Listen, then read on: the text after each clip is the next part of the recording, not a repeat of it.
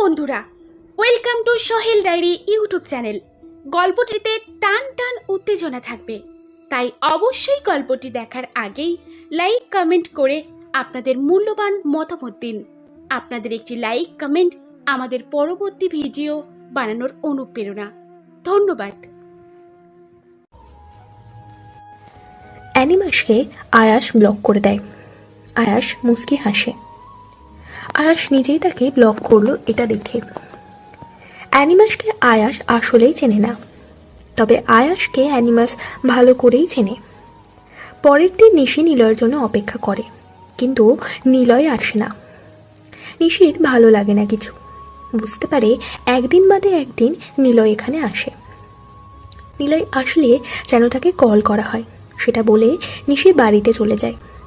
আজকে আর সে বের হয়নি, সারাদিন বাড়িতেই কাটিয়েছে। এর মধ্যে অ্যানিমাস আয়াসকে নগর হাসপাতালে সব ডেটা হ্যাক করে দিয়েছে, যেটাতে অনেক প্রমাণ আছে স্বরাষ্ট্রমন্ত্রীর বিরুদ্ধে। আয়াস মুচকি হাসে। নিশি পরের দিন দুপুরে বাড়ি থেকে বের হয়। কাশিম মামার ফুচকা দোকানে এসে কিছু সময় দাঁড়িয়ে থেকে রাস্তার পাশে আসলো। নিলয় এখানে এসেই নামে। নিশি বুকে হাত বেঁধে একবার ওপাশ একবার এপাশ দেখছে। ওর লোকেরা দোকানের ভেতর থেকে নিশির এমন অস্থিরতা দেখে বোঝার চেষ্টা করছে নিশির আসলে কি হয়েছে, মুড অফ কেন নিশির। কিন্তু আপাতত কেউ সেটা জিজ্ঞাসা করার সাহস পাচ্ছে না। নিশির অপেক্ষা যেন শেষই হচ্ছে না। বারবার হাত ঘড়ির দিকে তাকাচ্ছে, কিন্তু নিলয়ের আসার কোনো নামই নেই। নিশি বাম পাশে তাকায়। হঠাৎ ডান পাশ থেকে একটা ট্রাক খুব গতিতে নিশির দিকে এগিয়ে আসতে থাকে। নিশি তখনই ডান পাশে তাকায়। পিছন থেকে ওর লোকেরা চিৎকার করে সরে যেতে বলে। নিশি দেখে ট্রাকটা ওর খুব কাছে চলে এসেছে। সরে যাওয়ার কোনো উপায় নেই। নিশ্চিত মৃত্যু হবেই ভেবে চুপচাপ দাঁড়িয়ে রইল। যদিও আকস্মিক ভয়ে নিশি সরতেও পারে না। চিৎকার করে ওঠে নিশি। চোখ দুটো বন্ধ করে বাঁচাও বলতেই কে যেন খুব জোরে ধাক্কা দিয়ে একপাশে ফেলে দেয় নিশিকে। নিশির গা ভারী লাগছে। সে হয়তো মরে গেছে কল্পনা করতেই আরও কেঁপে ওঠে।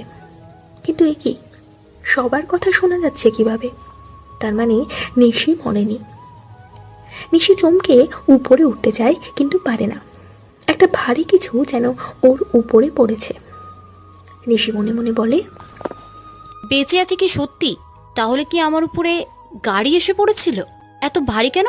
কিন্তু নরমও তো আছে। গাড়ির কি চুল হয়? চুলসেন? গাড়ি কি শার্ট পরা? কেমন গাড়ি? নিশি জিশানদের কথা শুনতে পায়। চোখ মেলে তাকায় নিশি। সাদা আকাশ, তার মানে গাড়ির নিচে সে না। তাহলে কে ওর উপরে? তাকিয়ে দেখে একটা মানুষ। জিশান এসে উপরে থাকা মানুষটাকে টেনে তুলে অর্ধেক। নিশি দেখে যার জন্য সে অপেক্ষা করছিল সারাটা দিন সেই ছেলেই তো। নিশির উপরে নিলয় পড়ে আছে। কিন্তু এ কি? জিশান নিলয়কে টেনে তুলতে গিয়ে হাত ফসকে নিলয় আবার নিশির উপরে পড়তে থাকে। তবে এবার ঘটে অন্যরকম ঘটনা। নিলয় সোজা নিশির ঠোঁটের উপরে নিজের ঠোঁট মেশায়, অর্থাৎ নিশির ঠোঁটের উপরে নিলয়ের ঠোঁট এসে পড়ে। নিশি চোখ বড় বড় করে নিল। সাথে সাথেই নিশির লোকেরা হাই হাই করে ওঠে। ওরা আর দেরি করে না, দ্রুত নিলয়কে ওঠায়। তবে নিলয়ের হাতে পায়ে কপালে কাটছে, নিশিরও কাটছে, কিন্তু নিশি চুপচাপ শুয়ে আছে। মারিয়ার খুশি নিশিকে টেনে তোলে। সবাই নিশিকে ঘিরে বলে, আপু ঠিক আছে, কোথায় লাগছে? আমরা দৌড়ে আসার আগেই ট্র্যাকটা নিয়ে ওই ছেলেটা বাঁচালো আপনাকে। নিশি কথা বলে না, নিলয়ের দিকে তাকিয়ে আছে। নিশির চোখ নিলয়ের ঠোঁটের দিকে। নিলয়ও নিশিকে দেখছে। ওরা যে অ্যাক্সিডেন্ট করে মরতে যাচ্ছিল সেটা যেন ওদের মাথাতেই নেই, কিন্তু আকস্মিক চুমুতে ওরা যেন কোথায় হারিয়ে গেছে। নিশিকে মারিয়া ধাক্কা দেয়। ধাক্কা খেয়ে আবারও চমকায় নিশি। নিশি সবার দিকে তাকায়। আপু ঠিক আছেন? হ্যাঁ, আমি ঠিক আছি। আমরা ভয় পেয়েছিলাম, মনে ছিল না আপনাকে হারাতে চলেছি। আপু, হাত কেটে গেছে আপনার, পেছনে গলার কাছেও কেটেছে। ডাক্তার ডাক। এতক্ষণে অনেক মানুষ জড়ো হয়ে গিয়েছে। নিশিকে পুরো ঘিরে রেখেছে সবাই। ডাক্তারকে নিয়ে আসে বাদল, কিন্তু সবাইকে সরিয়ে সে নিলয়কে খুঁজছে। কিন্তু নিলয় কোথায়? আমি ডাক্তার নিয়ে আসছি। নিলয় আজকে আর পড়াতে যায়নি জেরিনকে। সে চলে এসেছে সোজা নিজের বাসায়। হাত পা কপালের অনেক জায়গাতে কেটেছে নিলয়ের। নিশি প্রায় ট্রাকের নিচে চাপা পড়ছিল। নিলয় অটোতে এসে নেমেছিল ঠিক কয়েক সেকেন্ড আগে। অটোর ভাড়া দিতে মানিব্যাগ বের করছিল, এমন সময় দেখতে পায় একটা ট্রাক নিশির দিকেই আসছে। নিলয় আর কোনো দিকে না তাকিয়ে গায়ে যতটা জোর ছিল সবটা প্রয়োগ করে দৌড়ে যায়। ট্রাকটা নিশির গা ডুবে তার 5 সেকেন্ড আগে নিলয় ঝাঁপ দিয়ে নিশিকে নিয়ে পড়ে যায় দূরে। আর তখনই ট্রাকটা নিশির আগের জায়গাটা ক্রস করে যায়। নিশি প্রাণে বেঁচে যায়। নিলয় ডাক্তারের থেকে মেডিসিন ব্যান্ডেজ নিয়ে রুমে এসে শুয়ে পড়ে। নিশির একই অবস্থা, তবে নিশি নিলয়ের কিসিং সিনটা ভুলতেই পারছে না। বাড়িতে এসে বিছানায় শুয়ে যতবারই চোখ বন্ধ করেছে ততবারই নিশি নিলয়ের আকস্মিক কিসের দৃশ্যটা মনে পড়ে মুচকি হেসেছে। ইস, ছেলেটা কি কিউট। পলাশ দুজন লোকের গালে ঠাস ঠাস করে চর বসিয়ে বলে, হারামির বাচ্চারা, তোদেরকে একটা কাজ দিলাম, করতে পারলি না। ওই মেয়েটাকে মারতে পারলি না। কেন পড়ছি তোদেরকে? আমি টাকা দিয়ে সে সরলে আমরা হাসপাতালটাকে দাঁড় করাতে পারতাম। সামনে থেকে যা শালারা। ট্রাকের ড্রাইভার দুজন এমপি পলাশের থেকে ঝাড়ি খেয়ে বেরিয়ে যায়। পলাশি লোক পাঠিয়েছিল নিশিকে মারার জন্য, কিন্তু ওরা ব্যর্থ হয়েছে নিলয়ের জন্যই। নিশিকে ওরা প্রায় মেরেই ফেলেছিল, কিন্তু কোথা থেকে একটা ছেলে এসে সবকিছু নষ্ট করে দেয়। পলাশ রেগে গিয়ে ফ্লোরে মদের গ্লাস ছুঁড়ে মারে। Dad, relax. এত উত্তেজিত কেন হচ্ছ? মাথা ঠান্ডা করো। রাজনীতিতে এত উত্তেজিত হতে নেই। পলাশ সিঁড়ির দিকে তাকায়। তার ছোট ছেলে রাজ স্যুট বুট পরে দাঁড়িয়ে আছে। ধীর পায়ে হেঁটে পলাশের কাছে আসে, পলাশকে সোফাতে বসায়। রাজ মুচকি হেসে পলাশকে বলে, তুমি যত রাখবে তত অপোজিট পার্টির নেতারা তোমাকে সস্তা ভেবে নেবে, তার তোমার জায়গা থেকে সরাতে পারবে। কি করব এখন? আমার অবস্থা দেখেছিস? এই শালা মিডিয়া একদম উঠে পড়ে লেগেছে। কি করব বুঝতে পারছি না। আরে ড্যাড, একটু ভাবো না কেন? এখন তুমি যত জোর খাটাবে তত তোমার সমস্যা বাড়বে। কি করতে বলছিস? ড্যাড, রাজনীতির মাঠে পা চাটতে হয়, পা চাটাতেও হয়। এই নীতি তোমাকে অনুসরণ করতে হবে। এখন তুমি একটা সাংবাদিক সম্মেলন করবা, মিডিয়ার সামনে কাঁদবা, কাঁদতে কাঁদতে বলবা, আমারই ভুল, আমি ডাক্তারদের উপর বিশ্বাস করেছিলাম। হাসপাতালের চেয়ারম্যান হওয়া সত্ত্বেও আমি রোগীদের খোঁজ খবর রাখতে পারিনি, আমি সেটার জন্য দুঃখিত। তবে যারা এই হাসপাতালে থেকে খারাপ সময় পার করেছে, আমি তাদের পাশে আছি। আমার থেকে তারা সব ধরনের অনুদান গ্রহণ করবে, আর আমি হাসপাতাল থেকে খারাপ মেডিসিন, খারাপ ডাক্তার, খারাপ ব্যবস্থাপনা সরিয়ে ফেলবো। আসলেই তালা ঝুলুক আমার হাসপাতালে, বুঝতে পেরেছো? কিন্তু এগুলো বললে তো আমারই লস। ও ড্যাড, তোমাকে নমিশন কে দিয়েছিল এগুলো তুমি মিডিয়ার সামনে বলবা, কিন্তু কাজ করবা আবার আগের মতো। তোমার টার্গেট এখন হাসপাতালের পাবলিককে ওপেন করা। 10 জন গরিব মানুষ ধরে আনবা, টাকা দিবা, ওদেরকে শিখিয়ে দিবা যে তাদের বড় রোগ হয়েছিল। তুমি মানে চেয়ারম্যান নিজে থেকে একটা সময় তাদের সেই রোগ 30% টাকায় সরিয়ে তোলার ব্যবস্থা করেছিলে। 30% টাকায় সারিয়ে তোলার ব্যবস্থা করেছিলে। লোকগুলোর পরিবারও যেন থাকে, কেটে কেটে যেন কথাগুলো বলে তারা। আরেকটা তাৎক্ষণিক চ্যারিটি প্রকল্প স্টার্ট করে দাও। সব পেপার সামনে নিয়ে বলবা, এইটা হলো আমার চ্যারিটি প্রকল্প। এখানে এই নগর হাসপাতাল থেকে প্রতি বছর লাখ লাখ টাকা ডোনেট করা হয়, যেটার মাধ্যমে গরিব শিশু আর বৃদ্ধাশ্রম চলে। ব্যাস, কাজ শেষ তোমার। কাঁদবা আর বলবা হাসপাতাল বন্ধের কারণে সবকিছু শেষ হয়ে গেল, আর পাবলিককে সরি বলবা, আর প্রমিস রাখবা যে হাসপাতালের দায়িত্ব এবার যথাযথভাবে পালন করবা। সব দোষ দায়িত্বরত ডাক্তারদের দেবা। খেলা শেষ। রাজের কথা শুনে পলাশ তো অনেক খুশি। তার ছোট ছেলে সবার সামনে বোকাশোকা ভাবে প্রেজেন্ট করলেও সে যে কত বড় বুদ্ধিমান তার প্রমাণ পলাশ বারবার পায়। পলাশ মুচকি হেসে রাজকে জড়িয়ে ধরে। ওর ছেলে যে কত বড় জিনিয়াস সেটা প্রমাণ করলো। পলাশের জায়গাতে ওর ছেলেকে বসালে সে পাক্কা একটা খেলোয়াড় হবে। পলাশ সবকিছু রেডি করতে থাকে। দেশের যতগুলো বড় ডোনেট সংস্থা আছে তাদের সাথে যোগাযোগ করে পলাশ। তাৎক্ষণিক তিনি মোটা অঙ্কের টাকা ডোনেট করে দেয় এবং সেসবের পেপারস হাতে নেয়। এবার নতুন কিছু শুরু করবে সে। নিলয় মোচড়ে এসে নামলো। অটোর ভাড়া মিটিয়ে কাশেম মামার ফুচকার দোকানে চোখ পড়ে।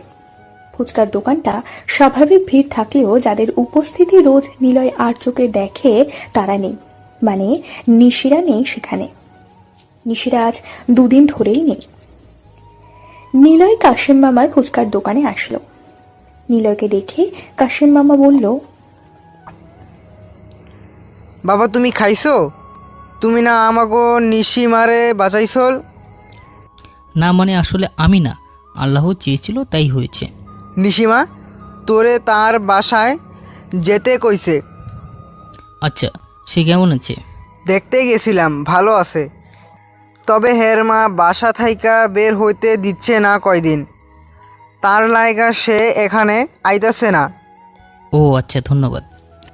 নিলয় সেখান থেকে চলে আসে। সে হাঁটতে থাকে। তার স্টুডেন্টদের বাড়ির সামনে আসে। বাড়িতে কতকগুলো গাড়ি। হয়তো জেরিনের বাবা বাড়িতে। এই সময়টাতে কেউ থাকে না, সেজন্য নিলয় পড়াতে আসে এই সময়টায়। কারণ নিলয়ের কোলাহল বাড়ি ভর্তি লোক পছন্দ না। নিলয়কে দেখে দারোয়ান গেট খুলে দেয়। তারপর মেন দরজায় এসে কলিং বাজায় সে। কিছু সময় পর হট করে দরজা খোলার শব্দ হয়। জেরিন দাঁড়িয়ে নিলয়কে দেখে বলে, টিচার, আপনি গতদিন আসেননি কেন? একটু কাজ ছিল। আচ্ছা, ভিতরে আসেন। বাসায় আজকে বাবা, আপু সবাই আছে।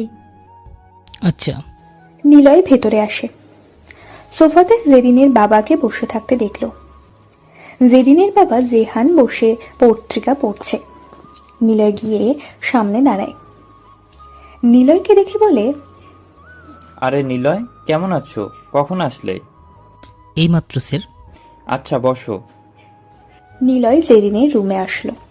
জেরিন বই নিয়ে বসে আছে। নিলয় সামনের চেয়ারে বসে বলে, হোমওয়ার্ক কই? এই তো টিচার, এই নিন খাতা। এ কি, এটাতে মাত্র 5টা অঙ্ক কেন? আপনি তো বলেছেন যা হবে না তা রেখে দিতে। 5টা ছাড়া বাকি একটাও হবে না। হতো যদি কিছুটা ধারণা দিতে। বললাম নাম্বারটা দেন, তাহলে ফোন করে জেনে নিতে পারতাম। চুপ থাকো। কি রে, এখনো না খেয়ে বসে আছিস? তোকে দিয়ে যে কি করব আমি? সব সময় জ্বালাস। তোর আঙ্কেলের লাই পেয়ে পেয়ে একদম গোল্লায় গিয়েছিস। ধুর, ভালো লাগে না। নিলয় জামিলা আন্টির চিৎকার শুনতে পায়। নিলয় সেদিকে তাকায়। চিৎকারটা পাশের রুম থেকে আসছে। নিলয় সেদিকে তাকাতেই বলে, মা আপুকে বকা দিচ্ছে। হাসি পাই আমার। আপু এত বড় হয়ে রোজ মায়ের কাছে বকা খায়, কান টানাও খায়। আপু একটু মায়ের কথা শুনে না। মায়ের ইচ্ছে ছিল আপু চাকরি করবে, তা না করে। চুপ, তোমার আপুর বায়োডাটা শুনতে চাইছি। হোমওয়ার্ক করনি কেন? হাতে দাও। হাত দিব? হাত ধরবেন? ইস। জেরিন হাত বাড়াতেই নিলয় তার ব্যাগ থেকে কাঠের স্কেল বের করে এক হাতে পরপর 5টা বাড়ি দেয়। জেরিন অবাক হয়ে গেছে। সে বুঝতে পারে এই টিচার অন্য টিচারদের মতো না। অন্য টিচার এসে জেরিনের সাথে ফ্লার্ট করত, কিন্তু নিলয় পুরো উল্টো। জেরিনের হাত লাল হয়ে গেছে, চোখ দিয়ে পানি পড়ছে। নিলয় কিছু বলতে যাবে তার আগেই পাশের রুম থেকে চিৎকার শুনতে পায়। উচ্চমা খেতে লাগছে না? বক কেন খালি? বাইরে যাচ্ছি, থাকো তো। একদম পা কেটে রেখে দেব যদি বাহিরে যাওয়ার নাম করেছিস। এত বড় অ্যাক্সিডেন্ট গেল, সে আবার বাইরে যাবে, থাপ্পড় চিনিস?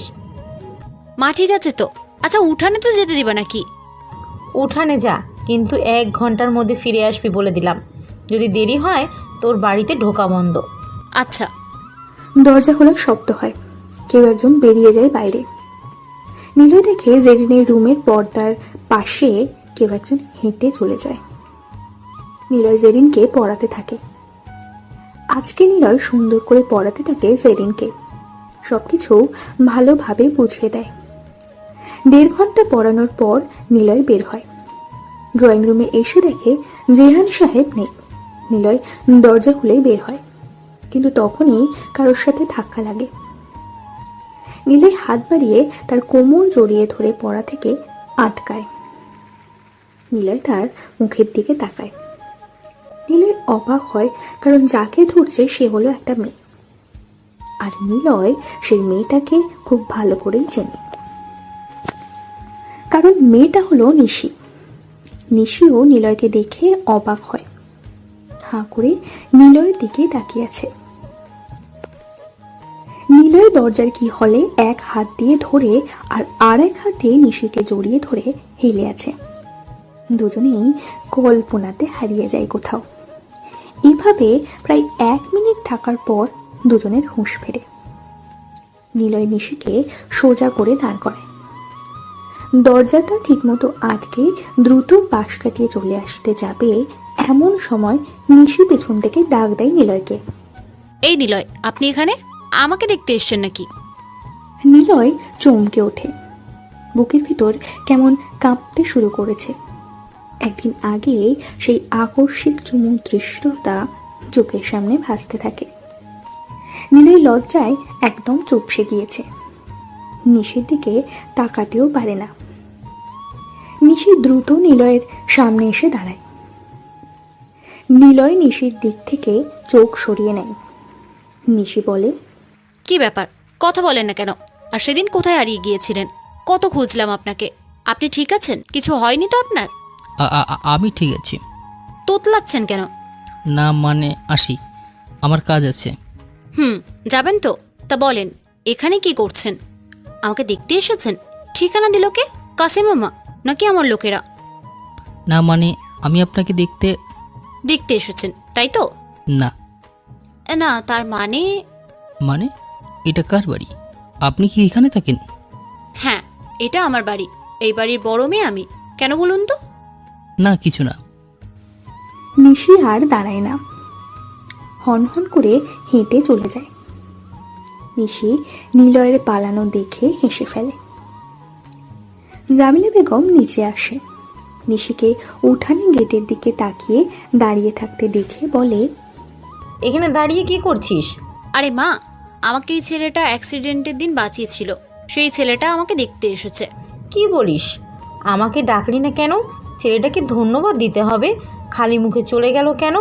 তুইও না কি করিস, মানুষকে ঠিকমতো মূল্যায়ন করতে পারিস না। এই মা, তুমি খালি বকা দাও কেন? কিন্তু সে বাড়ির ভিতরে কি করছিল?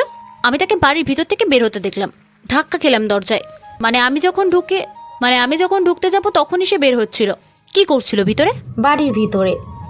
তোর লোকদেরও বাড়ির ভিতরে আসতে এখন বারণ করে দিয়েছি, তাহলে আর কে আসবে? কার অনুমতি আছে এখানে ঢোকার? জামিলা বেগম চলে যায় সেখান থেকে। নিশি কি করবে বুঝতে পারছে না। নিলয়ের কথা মনে পড়ছে। ছেলেটা বারবার তাকে বাঁচিয়ে দিচ্ছে। ছেলেটা বেশ অসাধারণ। সব টিভিতে একটা অ্যানিমেটেড মুভি দেখানো হয়েছে। চ্যানেলগুলোর নিয়ন্ত্রণ নিয়ে নিয়েছে অ্যানিমাস। সেই অ্যানিমেটেড সিনেমাতে দেখানো হচ্ছে একটা ছেলে তার মাকে রাস্তার পাশে বসিয়ে রেখেছে। মাটা অনেক অসুস্থ। ছেলেটা ছোট, 10 বছর বয়স। অসুস্থ মাকে ল্যাম্পপোস্টের নিচে রেখে ডাস্টবিনের দিকে যায়। অনেক মানুষ হেঁটে যায়, সবাই ছেলেটার দিকে তাকায়। ছেলেটা ডাস্টবিন থেকে খাবার কুড়িয়ে আনে, কিন্তু সেটা পচা বাসি খাবার। ছেলেটা যখন তার মায়ের কাছে আসে তখন কিছু পুলিশ এসে তার মাকে লাঠি দিয়ে মেরে সেখান থেকে সরে যেতে বলে। এর কারণ সেখানে রাষ্ট্রপতি আসবে। ছেলেটা পুলিশের হাতে পায়ে ধরতে থাকে। কিছু সময় পর সেখানে রাষ্ট্রপতি আসে। রাষ্ট্রপতির গাড়িতে রাষ্ট্রপতি লেখা।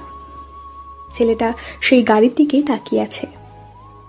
রাষ্ট্রপতি গাড়ি থেকে নামে। ছেলেটা গাড়ির কাছে যায়।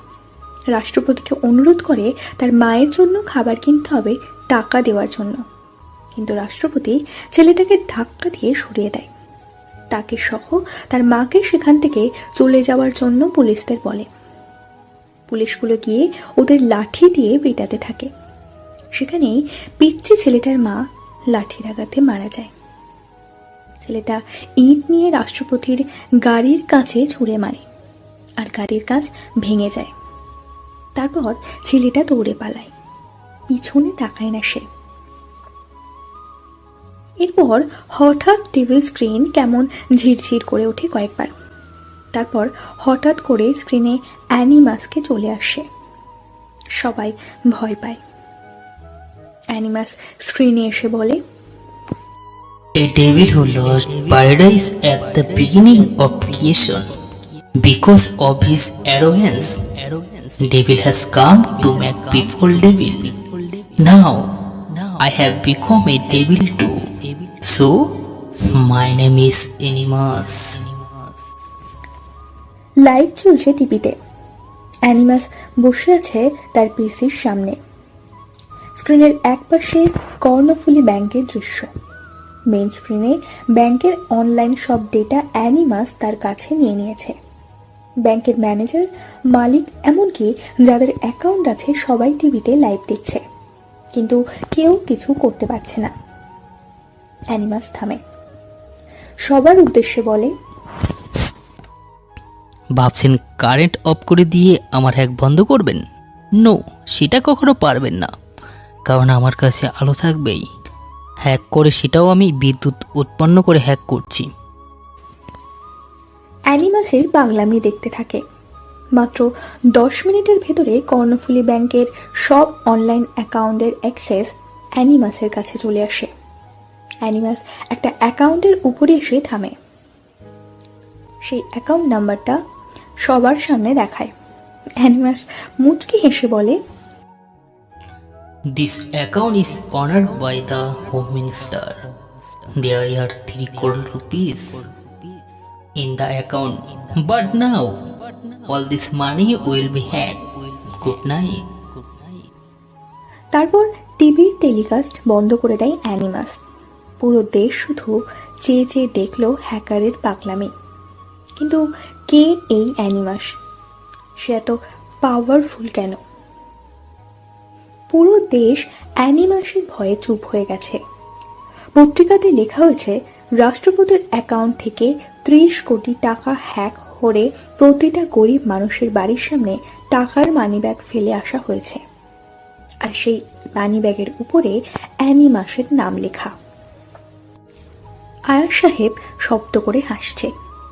এই অ্যানিমাস অনেক জিনিয়াস। তাকে ধরা বা তাকে দমন করা অন্তত বাংলাদেশের অন্য কোনো হ্যাকার পারবে না।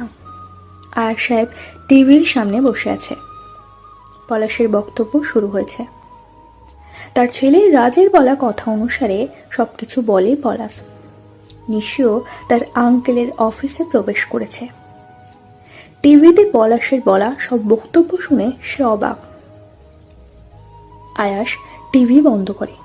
নিশি বলে, আঙ্কেল, পলাশ পুরো বিষয়টাকে কিভাবে ঘুরিয়ে দিল দেখলেন? ও অনেক হারামি। রাজনীতির চাল, বাট পলাশের তো এত বুদ্ধি থাকার কথা না। কে দিল তাকে এত বুদ্ধি? এখন তো মনে হচ্ছে ওর হসপিটালটা আবার খুলবে। পারবে না, পলাশ এবার হারবে। সামনে নির্বাচনে পলাশের অপোনেন্ট হিসাবে আমি দাঁড়াচ্ছি। তুমি খালি ভোটের মাঠে জনগণকে পাঠানোর ব্যবস্থা করো, বাকিটা আমি সামলে নেব। সেটা খুব ভালো পারবে। এই উপজেলায় যতগুলো ইউনিয়ন আছে সবগুলো আমি একা হ্যান্ডেল করব। দেখতে চাই পলাশ কিভাবে পাশ করে। তুমি কি এখন সুস্থ? আমি জানি ট্রাকের নাম্বারটা কত। কাশেমের ফুচকার দোকানের সামনে যে সিসি ক্যামেরা আছে সেটাতে খোঁজ নিয়ে দেখেছি নাম্বারটি তোমাকে পাঠিয়ে দেব, খোঁজ নাও। গাড়ির মালিককে, আর যে ছেলে তোমাকে বাঁচিয়েছে তাকে একদিন দাওয়াত করে বাসায় এনো। গতদিন এসেছিল, কিন্তু আমাকে দেখে পালিয়েছে। হা হা হা, কি বলো? আচ্ছা, দড়ে বেঁধে আনিও। নিশি চলে যায়। আয়াস সাহেব কোটের পকেট থেকে একটা পেন ড্রাইভ বের করে হাসতে থাকে, কারণ এটাতেই আছে স্বরাষ্ট্রমন্ত্রীর পতনের ডাক। নগর হাসপাতাল কেন্দ্রিক যত কুকর্ম আছে সবকিছুর ডেটা এখানে আছে। অ্যানিমাস তাকে দিয়েছিল, কিন্তু কে অ্যানিমাস? সে রাষ্ট্রপতির অ্যাকাউন্টও খেয়ে দিয়েছে। নিশি বাড়িতে আসে। জেরিন তার পড়ার টেবিলে বসে আছে। নিশি তার রুমে যাচ্ছিল, হঠাৎ জেরিনের রুমের দিকে তাকায়।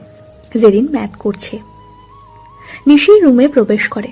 নিশি বলে, কি ব্যাপার, তুই এত পড়াকু হলি কবে থেকে? আপু কখন আসছো? এই মাত্র। তোর টিচার কখন আসে? এই তো একটু পর আসবে, পড়তে হবে অনেক, টিচার যা করা। এই তোর নতুন টিচার আগের টিচারের মতো নাকি? মানে তোর সাথে ফ্লার্ট করে না পড়িয়ে গল্প করে? না না আপু, এই টিচার অনেক ডেঞ্জারাস। আমাকে কতদিন মারছে, কাঠের স্কেল দিয়ে 5টা হাতে বাড়ি দিয়েছে। কি যে ব্যথা হয়েছিল। হোমওয়ার্ক দেয় কতগুলো, করতে হচ্ছে। তাই নাকি? এই ব্যাটা তো ডেকে ডেঞ্জারাস। আচ্ছা, রোজ পড়ায়? না, একদিন বাদে একদিন, আজকে পড়ানোর দিন। আচ্ছা ঠিক আছে, পড় তাহলে। তোর টিচারকে তো দেখতেই হচ্ছে। এখন রুমে গেলাম।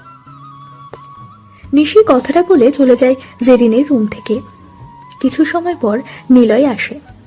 আজকে জামিলা দরজা খুলে দিয়েছে। নিলয় কুশলাদি বিনিময় করে সোজা জেরিনের রুমে চলে আসে। জেরিন হোমওয়ার্ক শেষ করে কানে হেডফোন গুঁজে বসে গান শুনছে। নিলয় এসে বসতেই চমকে ওঠে।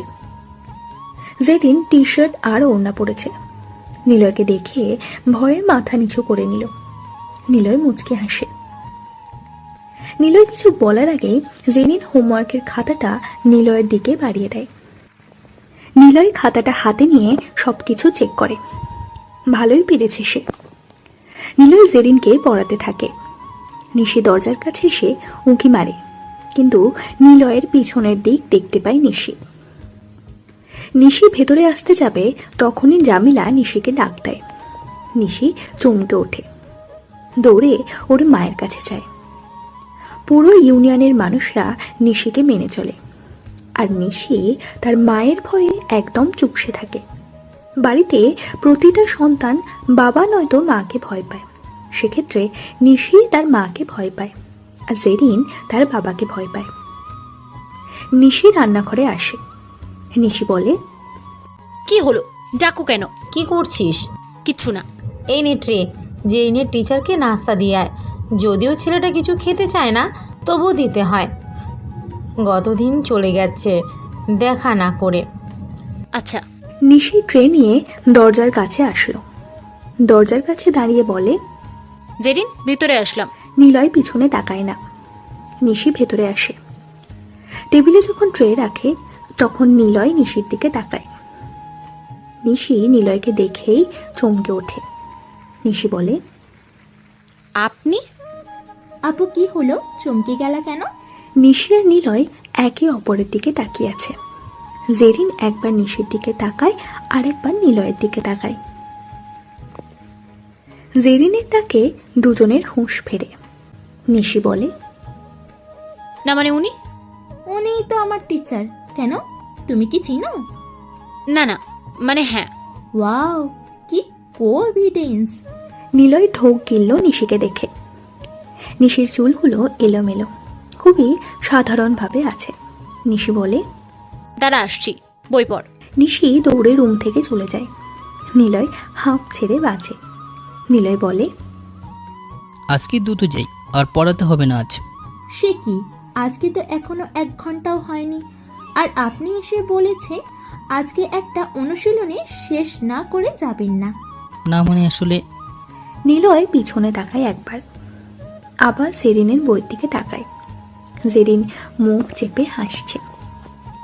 নিলয় ভয় পাচ্ছে নিশিকে, সেটা জেরিন বুঝতে পেরেছে। কিন্তু নিশি কোথায় গেল? নিশি সোজা রুমে এসে সুন্দর একটা ড্রেস পরল। তারপর মুখে হালকা প্রসাধনী ব্যবহার করে ঠোঁটে হালকা লিপস্টিক দিল। চুলগুলো সুন্দর করে বেঁধে নিয়ে জেরিনের রুমে আসলো। জেরিন নিশিকে দেখে হাঁ হয়ে চোখ গোল করে তাকালো। নিশি কিছু বলতে যাবে, তখনই জেরিন বলল, কি ব্যাপার আপু, কোথাও বের হবা? সেজে গুজে আসলে যে। নিশি টেবিলের নিচে জেরিনের পায়ের উপরে পা দিয়ে মারা দেয়। জেরিন আওয়াজ করে ওঠে। নিলয় তাকায় না। নিশি নিলয়কে বলে, টিচার, আপনি তাহলে আমার বোনকে পড়ান? কি পড়ান? ম্যাক, তোমাকে না তখন বললাম? তোর কনের নিচে 2টা দেবো বেশি কথা বললে, বুঝেছিস? জেরিন, তোর রুমটা এমন অগোছালো কেন? দলগুলোর কি অবস্থা করেছিস? পর তোরা, আমি রুমটাকে গুছিয়ে দিই। আপু, তুমি কি অসুস্থ? তোমার রুমটা তো চুপ, অঙ্ক কর বেয়াদব। পড়ার সময় এত কথা বলিস কেন? ঠিক আছে। নিশি গিয়ে নিলয়ের সোজা বসে দূরে। নিলয় মাথা তুলে তাকায় সামনে। নিশিকে বসে থাকতে দেখে। নিশিকে সুন্দর লাগছে, কারণ বাইরে বেশিরভাগ সময় শার্ট টি শার্ট পরেই থাকে। জেরিন বুঝতে পারার আগেই নিলয় চোখ সরিয়ে নেয়। নিশি বলে, জেরিন, বুঝলি তোর রুমটা? আচ্ছা করিও, কিন্তু একদিন বাদে একদিন কেন? প্রতিদিন আসবা? আমার একদিন পর এসে চেক করে যেতে হবে। যা ময়লা করেছিস তুই। টিচার, এটা বুঝতে পারছি না। টিচার, অঙ্ক কেন করতে হবে? তোরে পড়েছে কি করব আমি? পড়। অঙ্কটাকে তুমি প্রেম দিয়ে করো, দেখবা সহজ হয়ে যাবে। মানে যে সাবজেক্টটা পড়ো না কেন, সেই সাবজেক্টটার প্রতি প্রেম দিতে হবে, ভালোবাসা দিতে হবে। তাহলে কি টিচার সাহেব, প্রেম কি? জানি না। এই নিলয়, কি ব্যাপার নিশি, তুই এখানে? আর এমন সেজে গুজে এখানে কি করিস? জামিলা বেগম নিলয়কে খাবার খেয়ে যেতে বলার জন্য আসে। নিশিকে দেখেই প্রশ্নটা করল। নিশি থতমত খেয়ে উঠে দাঁড়ায়। বাইরে যাব। জেরিনের কাছে আইলাইনারটা আছে কিনা সেটা জানতে এসেছিলাম। ও, তাহলে যা, সন্ধ্যার ভিতরে ফিরবি। আচ্ছা। ও নিলয়, মাংস রাখছি, খেয়ে যাবা একেবারে। দেখা না করে পালাবে না বলে দিলাম। মা, আমি পরে যাব বাইরে, না হলে কালকে যাব। এখন বের হতে ইচ্ছে করছে না। তাহলে বাহিরে আয়, ওরা পড়ছে পড়ুক। মা, জেরিনের টিচারের বেতন কত? সেটা জানি না, তোর বাবা জানে। এই টিচারের কাছে জেরিন দেখছি ভালোই পড়ছে। আমার একটু পরপর খোঁজ নিতে হবে জেরিন কেমন পড়ছে। ও যে কি ফাঁকিবাজ হয়েছে জানো না। একটু সুযোগ পেলেই টিচারকে বলছে ছুটি দেন, আমায় চেক করতে হবে। মা, এত ভালো টিচারের কাছে পড়তে চায় না তোমার মেয়ে। কত সুন্দর করে বোঝাচ্ছে দেখো, প্রেম দিয়ে বোঝাচ্ছে। মানে মনোযোগ দিয়ে বোঝাচ্ছে। টিচারের বেতনটা বাড়িয়ে দিয়ে হলেও রাখবা। চলো, ক্ষুধা লেগেছে আমার। আমিলা বেগমকে নিয়ে নিশি জেরিনের রুম থেকে চলে যায়। নিলয় আর নিশি হাঁপ ছেড়ে বাঁচে। জেরিন আর নিলয় একসাথে বলে ওঠে, তোমার আপু বেশি ডেঞ্জারাস। দুজনেই মুচকি হাসে। নিলয় আরো কিছু সময় পড়ানোর পর জেরিনকে ডাকে। জেরিন, জি টিচার। এনাও চকলেট। আমার জন্য? কিন্তু কেন? গতদিন তোমাকে মারছিলাম আর জানতাম আজকে হোমওয়ার্ক সব করবা, তাই আমার তরফ থেকে তোমাকে চকলেট দিলাম। আপনি তো বেশ ভালো টিচার। হ্যাঁ, কথা শুনলে অনেক উপহার পাবা। ঠিক আছে, তাহলে হোমওয়ার্ক দেন অনেকগুলো। না, আজকে কম দিব, 20টা ম্যাথ করবা। নিলয় চলে আসে জেরিনের রুম থেকে। জেরিন চকলেট পেয়ে খুব খুশি। নিলয় রুম থেকে বের হতেই নিশিকে দেখতে পায় এদিকে আসছে। নিলয় নিশুকে দেখেই মাথা নিচু করে নিল। নিলয়ের সামনে এসে দাঁড়ায়। নিশি বলে, হাই টিচার, আপনি তাহলে এতদিন আমার বোনকে পড়ানোর জন্য আসতেন? আচ্ছা যান, ড্রয়িং রুমে বসেন, মা ডাকে আপনাকে। নিলয় দ্রুত চলে যায় নিশির সামনে থেকে। পলাশকে ফোন করে স্বরাষ্ট্রমন্ত্রী। পলাশ ভয়ে ভয়ে রিসিভ করে। কিন্তু ওপাশ থেকে পলাশকে ঝাড়ি না দিয়ে স্বরাষ্ট্রমন্ত্রী কবির সাহেব বলেন, পলাশ, তুমি তো দেখি ছক্কা মেরে দিলে। এত কিছু গোপনে তুমি করো, আমাকে জানাওনি কেন? তুমি তো দেখি সব হ্যান্ডেল করে ফেললে। আমি তোমার কাজে বেশ সন্তুষ্ট। কিন্তু স্যার, বুদ্ধিটা আমার ছেলের। আমার ছোট্ট ছেলে রাজ সব কিছু বুঝিয়ে দিয়েছে। ওয়াও, এটা তো গ্রেট। রাজকে আমার সাথে দেখা করতে বলিও তো। জি স্যার। কবির ফোন কেটে দেয়। রাজ পিছন থেকে বলে, স্বরাষ্ট্রমন্ত্রী যেতে বললো, তাই না? তুই কিভাবে জানলি? রাজনীতি মাইন্ড ড্যাড। রাজনীতিতে একটা কথা আছে, হয় তেল মারো, নয়তো বিপদ থেকে রক্ষা করো। বড় নেতারা তোমাকে ডাকবেই। তুই পাক্কা রাজনীতির খেলোয়াড় হবি। চল, পার্টি হবে আজ। কিডনি পাচারের টাকা দিয়ে আজকে পার্টি হবে কবির স্যারের বাড়িতে। ঠিক আছে, চলো তাহলে। ওরা দুজন বের হয়। উদ্দেশ্য স্বরাষ্ট্রমন্ত্রীর বাড়ি। পলাশ অনেক খুশি রাজের কারণে। নিলয় সোফায় বসে আছে। জামিলা বেগম আসে নিলয়ের কাছে। নিলয়কে বলে, আমি জেনেছি সেদিন নিশিকে তুমি অ্যাক্সিডেন্ট থেকে বাঁচিয়েছিলে। সবাইকে কল করেছি, সবাই আসছে তোমাকে দেখতে। হ্যাঁ, সবাই? কিন্তু এসবের কি দরকার ছিল আন্টি? চুপ থাকো তো, বসো, নিশিকে ডাকি, গল্প করো। না না, থাক, আমি একা আছি। এই নিশি, জেরিন, ওই জেরিন, এদিকে আয়, নিলয়ের সাথে বসে গল্প কর। জেরিন তো দৌড়ে আসে, নিলয়ের পাশে এসে বসে। নিলয় সরে বসল। নিশিকে আসতে দেখে নিলয়। ফোনে কথা বলছে নিশি। চিল্লিয়ে কাকে যেন মারতে বলল, হাত পা ভাঙতে বলে। কিন্তু নিলয়ের উপরে নজর পড়তেই নিশি আস্তে কথা বলা শুরু করে। দ্রুত ফোনে কথা বলা শেষ করে নিলয়ের সামনে এসে বসে। নিলয় কিছুটা সরে যায়। নিশিও সরে মুখ সোজা করে বসে। টিচার সাহেব, আমার আঙ্কেল এসেছে দেখা করতে। কে তিনি? মেয়র আনাস। এত বড় মানুষ আমার সাথে দেখা করবে? হ্যাঁ, কারণ তার কলিজাকে বাঁচিয়েছেন, মানে আমাকে সেভ করেছেন, এই জন্য। উনি আমাকে ছাড়া বা না বলে কোথাও যায় না। তাহলে বুঝেছেন কতটা ভালোবাসেন আমাকে। ও আচ্ছা, এই জন্য আপনি চেয়ারম্যান হয়েছেন। নিলয়ের কথা শুনে মুচকি হাসে নিশি। হঠাৎ মেসেজ টোন বেজে ওঠে। জিশানের মেসেজ। একটা লিঙ্ক পাঠিয়েছে। নিশি লিঙ্কে ক্লিক করে। ভিডিও প্লে হয়। নিশিকে নিয়ে রিলস আরও একটা। কাশিমের ফুচকার দোকানের সামনে পায়চারি করছে, হাঁটছে, স্টাইল করছে, সবকিছু কাট কাট করে একটা হিন্দি সং লাগিয়ে 50 সেকেন্ডের রিলস বানিয়ে আপলোড করেছে। নিশি আইডিটার দিকে তাকায়। অপ্রত্যাশিত বিকেল আইডি থেকে এই রিলস পোস্ট বার করা হয়েছে। নিশি কমেন্টগুলো চেক করে। কেউ কেউ লিখেছে, জাতের ক্রাশ, কি স্টাইল দিয়ে হাঁটে ভাই, এটাকে তোর গার্লফ্রেন্ড? আমাকে দিয়ে দাও। আপুটা কি সিঙ্গেল? নতুন ক্রাশ নাম্বার পাওয়া যাবে? মেয়েটাকে বউ বানিয়ে আনবো। নিশি কমেন্ট পড়ে অবাক। এসব কি? কে ভিডিও করে? কে আপলোড করে? কার ফেসবুক আইডি এটা? নিশি বিরক্ত হয়। আপলোড হয়েছে 6 ঘন্টা আগে, 4 মিলিয়ন ভিউজ, মানে এটাও ভাইরাল হয়ে গেছে। নিশি ফোন রাখতেই বাড়িতেই সবাই এক এক করে প্রবেশ করে। সবাই নিলয়ের সাথে পরিচিত হয়। নিলয় নিশির বাবা জেহান সাহেবের পরিচিত জেনে আরও খুশি হয়।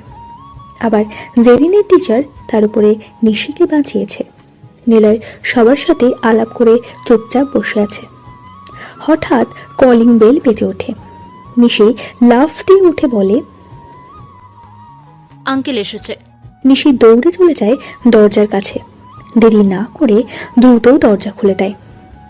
আয়াস সাহেব নিশিকে দেখে মুচকি হেসে জড়িয়ে ধরে। নিশি বলে, দ্রুত ভিতরে আসেন, এই ছেলেটা আমাকে সেভ করেছিল অ্যাক্সিডেন্টের থেকে, সে বসে আছে। আয়াস সাহেব ভেতরে আসে। নিলয় ওনার দিকে তাকায় না, চুপচাপ মাথা নিচু করে বসে থাকে। আয়াস সাহেব তার সামনে চেয়ারে গিয়ে বসল। নিলয়ের দিকে তাকিয়ে বলে, তুমি তুমি এখানে? সবাই আয়াব সাহেবের দিকে তাকায়। উনি আগে থেকেই নিলয়কে চেনে, কিন্তু কিভাবে? নিশি তার আয়াস সাহেবের কাঁধে হাত দিয়ে বলে, আঙ্কেল, আপনি নিলয়কে চেনেন? হ্যাঁ, কেন চিনব না? আমার ফোন হারিয়ে গেছিল। আমার ফোনের লক করা ছিল না। ফোন আর মানিব্যাগ হারিয়ে ছিল। মানিব্যাগে 50,000 টাকা ছিল। থানায় জানিয়েছিলাম, তবে কোনো হদিশ হয়নি। 4 দিন পর সে আমার অফিসে এসে আমার কাছে এসে বলে, স্যার, এগুলো কি আপনার? মানিব্যাগে আপনার ঠিকানা, আইডি কার্ড পেয়েছি। আমার এক্সামে ছিল বলেই যেদিন এটা পেয়েছিলাম সেটা ফেরত দিতে পারিনি। ফোনটা পরে হয়তো ফেটে গিয়েছে, অফ ছিল ফোন, সেভাবে আছে, এই নিন। আমি ফোন নিয়েই অন করি। ফোনটা অন হয়, যতটুকু চার্জ ছিল সেভাবেই আছে। মানিব্যাগে সবটা দেখলাম, যেভাবে টাকা রাখছি এবং যত টাকা ছিল সবটাই সেভাবে আছে। আমি ছেলেটার সততা দেখে অবাক হই। তা আপনি কিচ্ছু বলেননি তখন? বলিনি, বলেছিলাম 10,000 টাকা পুরস্কার নাও। আমাকে কি বলে জানিস? বলে যে উপকারের প্রতিদান টাকাতে হয় না। তারপর চলে আসে। মানে আমাকে বুঝাও, যে ছেলে এত দামি কিছু পেল সে সুবাদে কোনো কিছুই গ্রহণ করেনি। সত্যি এই ছেলে একটা অদ্ভুত প্রকৃতির। আয়াস সাহেবের কথা শুনে নিশির বাড়ির সবাই নিলয়ের দিকে তাকিয়ে থাকে অবাক হয়ে। বাড়িতে প্রায় 10 জন লোক এখন। সবাই তো নিলয়ের প্রশংসা করতে ব্যস্ত। নিলয় চুপচাপ বসে আছে, কারোর দিকে তাকাচ্ছে না। জামিলা বলে, সেদিন আমি টেবিলে 1,000 টাকার নোট রেখে একটু রান্নাঘরে গিয়েছিলাম। দেখছিলাম বাতাসে উড়ে দরজার কাছে চলে গেছে। ঠিক সে সময় নিলয় চলে যাচ্ছিল। দরজার কাছে টাকাটা দেখে টেবিলের কাছে এসে সেটা চাপা দিয়ে চলে যায়। অন্য ছেলে হলে তো পকেটে গুজে নিয়ে চলে যেত। সেদিন বুঝেছিলাম এই ছেলেটার প্রশংসা নিশির বাবা এমনি এমনি করে না। হয়েছে, এবার খেতে শুরু করি নাকি? ছেলেটা সেই বিকালে আসছে, রাত 9টা বেজে গিয়েছে, অথচ না খাইয়ে রেখেছো তাকে। হা হা হা, শুরু করো সবাই। সবাই খাবার খেতে থাকে, কিন্তু নিশি নিলয়ের দিকে তাকানোতেই বেশি মনোযোগ দেয়। নিলয় একবার তাকায় নিশির দিকে। নিশি এক চোখ টিপ দেয়। নিলয় সেটা দেখা মাত্রই হেঁচকি ওঠা শুরু করে। তাড়াতাড়ি জামিলা পানি দেয় নিলয়কে। নিশি চোরা হাসি দিতে থাকে। সবাই খাবার শেষ করে। নিলয় দ্রুত বিদায় নেয়, তারপরে সেখান থেকে বেরিয়ে যায়। বাড়ির উঠানে আসতেই পিছন থেকে নিশির গলা শুনতে পায় নিলয়। ওই টিচার। নিলয় ঘুরে তাকায়। নিশি দৌড়ে আসে নিলয়ের সামনে। নিলয়ের দিকে তাকিয়ে নিশি মুচকি হাসে। নিলয় চোখ নিচু করে। নিশি বলে, এত রাতে একা যেতে পারবেন? আমি সাহসী। আচ্ছা, আমি একটু এগিয়ে দিয়ে আসবো। না, তার প্রয়োজন নেই। চলুন না, দোকান অবধি যাব। বাড়িতে আইসক্রিম ফুরিয়ে গেছে। খাবারের পর আইসক্রিম না খেলে কেমন জানি লাগে। চলেন চলেন। নিলয় আর কিছু বলল না। নিলয় পকেটে হাত গুছে হাঁটছে, আর নিশি পাশে হাঁটছে। দুজনেই নীরব। নিশি নীরবতা ভেঙে বলে, এই টিচার, আপনি কি সবসময় এমনই গম্ভীর? মানে? না মানে এমন চুপচুপ থাকেন সবসময়? কথা বলার দরকার পড়ে না। আপনি কোথায় থাকেন? ধোয়াপাড়াতে। বাহ, অটোতে যেতেই তো 20 মিনিট লাগে। অটোতে যেতেই তো 20 মিনিট লাগে। কাশিম, ফুচকার গ্যালারি চলে আসছে, আইসক্রিম নিয়ে চলে যান। নিলয় আর কোনো কথা না বলে সেখান থেকে চলে যায়। নিশি নীলেরাই চলে যাওয়ার দিকে তাকিয়ে থাকে। রাজদের পার্টি শেষে সবাই এক এক করে চলে যায়। পলাশ, রাজ আর কবির বসে আছে। তিনজনে ড্রিঙ্কস করছে। কবির পলাশকে বলে, পলাশ, তোমার বড় ছেলে কোথায়? ও তোমার বড় ছেলের চেয়ে মনে হচ্ছে ছোট ছেলে রাজ বেশ কাজের ছেলে। দেশের বাইরে। অনেক কাজের ছেলে। নিশিকে মারতে বলেছিলাম, সেটার কি খবর? শোনো, ও থাকলে তোমার ওখানে ইলেকশন করতে অনেক সমস্যা হবে। মারতে তো চেয়েছিলাম, কিন্তু কিভাবে যে বেঁচে গেল সেটাই বুঝতে পারছি না। ট্রাকটা ধাক্কা দিতে যাচ্ছিল, তখনই কে যেন এসে ট্রাকের সামনে থেকে ওকে বাঁচিয়ে নিয়েছে। কে বেঁচে আছে এখনো? আর সেই ট্রাকের কি খবর? ট্রাক যেন কোনোভাবেই ওদের হাতে না পড়ে। সিসিটিভিতে কিন্তু দেখা যাবে। চিন্তা নেই আঙ্কেল, যে ট্রাকের ড্রাইভার ছিল সে আর বেঁচে নেই, আর ট্রাকটা নদীর পানিতে ফেলে দিয়েছি। বাহ পলাশ, তোমার ছেলেকেই দরকার। সামনের এমপি ইলেকশনে রাজ দাঁড়াবে তোমার জায়গাতে। কোনো সমস্যা নেই স্যার, আপনি খালি পাশে থাকলেই হবে। কিন্তু ইলেকশনে বিপরীতে আয়াস দাঁড়াবে। ওই শালা পাবলিক ফিগার টাইপ, ঝামেলা আছে, এটা কিন্তু মাথায় রাখতে হবে। নির্বাচন মাঠে কেউ ভোটই দিতে যাবে না। নির্বাচনের আগের রাতে এলাকায় পুরো কারফিউ জারি চলবে, আর যারা যাবে তারা আমাদের দলের ভোট দেবে। এই ছেলেকে তুমি এতদিন বসিয়ে রেখেছিলে কিভাবে? তার ভিতরে লিডার হওয়ার সব গুণই আছে। এমন লিডার পাশে থাকলে 30 বছর নিশ্চিন্তে থাকা যাবে। যাও, আমি নমিনেশনের সব ব্যবস্থা করছি। ঠিক আছে আঙ্কেল, আপনার পাশে আমি আছি সব সময়। রাজ কথাটা বলে ওর বাবাকে নিয়ে বের হয়। রাজ গাড়ি ড্রাইভ করে। পলাশ বলে, কবির স্যার এত দ্রুত তোর প্রতি ফিদা হবে সেটা ভাবতেই পারিনি। এটা তো হওয়ারই ছিল। সামনে এমপি হতে যাচ্ছিস, অল্প বয়স, এত জলদি রাজনীতিতে আসবি, সামলাতে পারবি তো? ড্যাড, আমি এমপি হতে নয়, রাজনীতিতে আসব, তোমার কবির স্যারের জায়গাটা নিতে, মানে স্বরাষ্ট্রমন্ত্রী হব। কি ওই নেশা কি তোর হয়ে গেছে বেশি? নো ড্যাড, সময় হোক, বুঝতে পারবা। এখন ঠিক মতো বসো। রাজের কথা শুনে পলাশের নেশা চলে গেছে। নিজের ছেলের কথা শুনে কেমন যেন গা ছটকা দিয়ে উঠেছে তার। কি বলবে সে বুঝতে পারছে না। তবে এটা বুঝতে পারছে যে রাজ রাজনীতির মাঠে নামবে জেতার জন্য, তার পজিশনের জন্য। রাষ্ট্রপতি দেশের সব জেলা থেকে বড় বড় পুলিশ কর্মকর্তা ও সাইবার সিকিউরিটি টিমের হেড মেম্বারদের ডেকেছে। সবার উদ্দেশ্যে বলে, কি করছেন আপনারা? কোথা থেকে এলো এই এনিমাস? কে সে? কি চাই সে? কেন দেশের মন্ত্রীদের টার্গেট করে তাদের ব্যাংক অ্যাকাউন্ট হ্যাক করছে? আসল কথা হলো সে জানে কিভাবে আমাদের কোথায় কোন অ্যাকাউন্ট আছে। ফারাদ সাহেব চুপচাপ হয়ে গিয়েছে। কি বলবে বুঝতে পারছে না। অ্যানিমাস তো এটাই চেয়েছে। সে যতই টাকা হাতিয়ে নিক, কিন্তু কেউ ওর বিরুদ্ধে বলতে পারবে না। ক্রাইম ব্রাঞ্চের হেড শুভম রায় কতগুলো প্রশ্ন ফারাদ সাহেবের সামনে করিয়েছে, কিন্তু ফারাদ চুপচাপ। ইশারায় শুভমকে বলে, সালা একবার তোকে একা পেয়ে নি। ফারহাদ সাহেব বলে, সবাই এনিমাসকে খুঁজে বের করো, যাও, মিটিং শেষ। সবাই চলে যায়, কিন্তু শুভমকে ডাকে ফারাদ। স্বরাষ্ট্রমন্ত্রীর সামনে এসে দাঁড়ায় শুভম। দুজন গার্ড এসে শুভমকে পেটায়। ফারহাদ কাছে এসে বলে, কুত্তা হারামি, আমার বিরুদ্ধে প্রশ্ন করিস? তোর সাহস কে দিয়েছে? তোকে মেরে ফেলবো আমি। স্যার প্লিজ মারবেন না, আমি সব বলতে চাইনি, আমি তো কিছুই জানতাম না। ওই কুত্তার বাচ্চা, জানিস না মানে? তুই না জানলে এমন প্রশ্ন সবার সামনে কেন করেছিস? ওই থামছিস কেন? মার সালারে। স্যার আমি সব বলছি, আমাকে মারবেন না। কি বলবি? স্যার ও আমাকে বলাতে বাধ্য করেছে। আরে কে সে? ওই হ্যাকার এনিমাস, সে আমার সব সিক্রেট জানে। আমার ফোন, আমার কম্পিউটার, আমার পার্সোনাল তথ্য, আমার আর আমার ওয়াইফের মধ্যকার পার্সোনাল ভিডিও, আমার bank account, mobile banking account, সব কিছু এনিমাস জানে। সে আমাকে সবার সামনে এসব কিছু বলতে বলেছে। যদি আমি না বলতাম সে এসব কিছু ভাইরাল করে দিত। সে অনেক ডেঞ্জারাস স্যার। আমাকে সে সিক্রেট ক্যামেরা নিয়ে এখানে আসতে বলে। আমি যা বলেছি সে জানে। সবার সামনে যে বলেছি সে ওটা দেখেছে। আমি জানি সে এখন ওই কথার উপর ভিত্তি করে আরও বড় কিছু করবে। তখন আপনি কোনো কথা বলতে গেলে সে এটাই পাবলিকলি টিভি চ্যানেলে রিপোর্ট আকারে দেখাবে।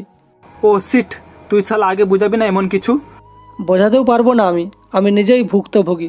স্যার বাঁচান আমাকে। তোকে আমি কি বাঁচাবো? নিজেই তো আগে বাঁচি। ওরা সবাই ঝামেলাতে পড়েছে, কিন্তু আসলেই অ্যানিমাস চাইছেটা কি? শুধু ওরা দুজন নয়, অ্যানিমাস সব খারাপ অফিসার মন্ত্রীদের রাতের ঘুম হারাম করে দিয়েছে। সবাই ভয়ে আছে, না জানি কি কি ভাইরাল হতে পারে। গোপনে তারা এত এত পাপ করেছে যে সেগুলো ভেবেই এখন আফসোস করছে। কখন যদি ভাইরাল হয় তাহলে সব কিছু শেষ। এজন্য বলা হয়েছে নিশ্চয়ই সবকিছু দেখে উপরের মালিক। এখন সেটার ভয়েই ওরা ঘুমোতে পারে না।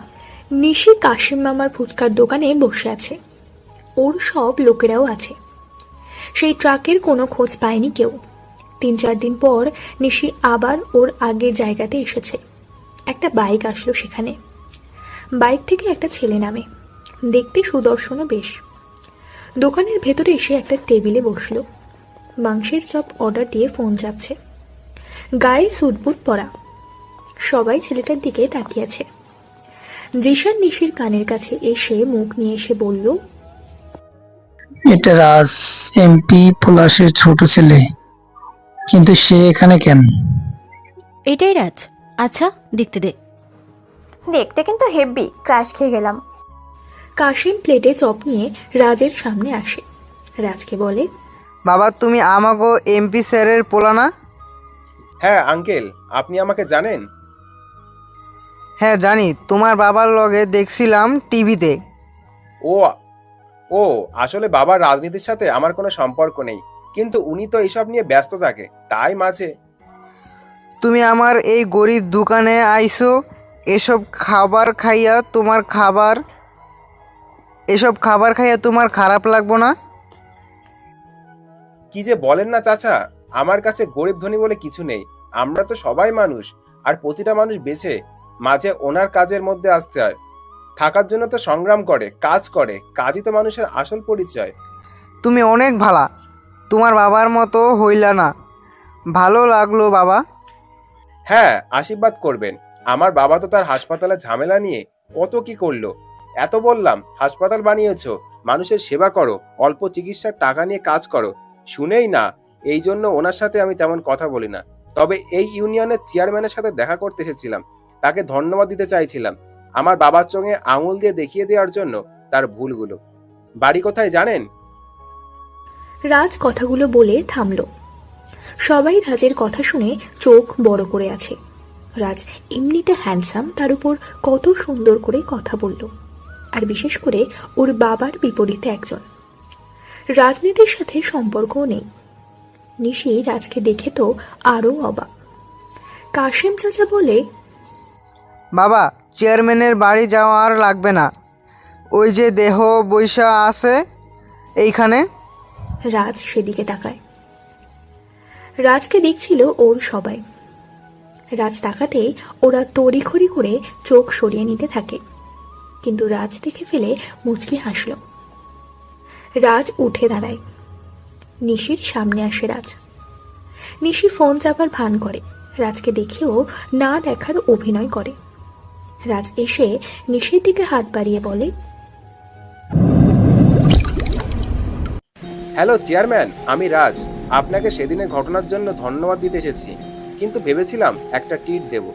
যদি আরও আমাকে আমার বাবাকে শাস্তি দিতে পারতেন সেদিন, কিন্তু কম হয়ে গেছে। আমার চ্যারিটি সংস্থানে কোনোদিন দান করে না, অথচ কিছুদিন দান করে সেটার নাম নিয়েছে। ওহ, আপনি তো বেশ হ্যান্ডসাম আর অনেক ভালো একজন মানুষ। নিজের বাবার বিষয়ে নিজেই কথা বলছেন, আপনি গ্রেট। মনে হয় না আপনাকে আমাদের চেয়ারম্যানের পছন্দ হয়েছে। আবার বাবা এমপি বলে হয়তো পছন্দ করলো না। আরে না করছে, কদিন আগে অ্যাক্সিডেন্ট হয়েছিল ওনার একটা, তাই শকড হয়ে কথা বলতে পারছে না তেমন। নিশি উঠে দাঁড়ায়। ওদের দিকে রাগী দৃষ্টিতে তাকিয়ে রাজকে বলে, আহ বেশি কথা বলিস না তো। শুনে ভালো লাগলো যে আপনি আপনার বাবার মতো নন। তাকে সাবধান করে দেবেন যেন পরবর্তীতে এমন কাজ না করে। সে এমপি, সে তার ক্ষমতার অপব্যবহার যেন না করে। অফকোর্স তাকে বলবো, তবে আপনাকে ধন্যবাদ তো দিতেই হবে। কোনো দরকার নেই। ওকে আঙ্কেল, আমার বিল কত হয়েছে? আজকে তুমি আমাগো অতিথি, হেডলাইগা তোমারে আপ্যায়ন করলাম, টাকা লাগবে না, তুমি যাও বাবা। না না, সেটা কি হয়? এটা আপনার প্রাপ্য, নিন ধরেন। রাজ 100 টাকা বের করে দেয়। তারপর দোকান থেকে বের হয় সে। পিছন থেকে মারিয়া খুশি ডাকে ডাকে রাজের কাছে আসে। রাজের থেকে নাম্বারটাও নিয়ে আসে ওরা। রাজ মুচকি হেসে চলে যায়। রাজ কি করতে চাইছে সেটা ওরা কেউ বুঝতে পারছে না। রাজের এমন ভালো মানুষই কতটা ভয়ঙ্কর তা ওরা জানে না। জেরিন সারা রাত ঘুমোতে পারেনি, নিলয়ের কথা ভেবেছে। ছোট থেকেই সে মেয়েদের সাথে বেরিয়েছে বেশি। গার্লস স্কুল থেকে শুরু করে গার্লস কলেজে পড়েছে, ছেলেদের সাথে কোথাও কোচিং করেনি। ছেলে বলতে পরিচিত কয়েকজনই আছে, আর দু একজন টিচার ছাড়া সেভাবে জেরিন পরিচিত নয় ছেলেদের সাথে। তবে যে কয়জন টিচার আসতো তা জেরিনের কড়া নজরদারিতে সেই সব টিচারগুলো ভয়ে পালাতো। অর্থাৎ যে টিচার জেরিনের সাথে ফ্লার্ট টাইপ করতো সেই টিচারকে নিশি পিটিয়ে বের করে দিয়েছে। এজন্য কোনো ছেলে টিচার পড়াতে আসতো না, আর মেয়ে টিচার পাওয়া যেত না। কিন্তু নিলয় পড়াতে আসার পর জেরিন কেমন যেন হয়ে গেছে। না পড়াগুলো পড়ে রাখে, পড়ার প্রতি আগ্রহী হয়, কিন্তু কেন? নিলয়কে জেরিন পছন্দ করতে শুরু করেছে।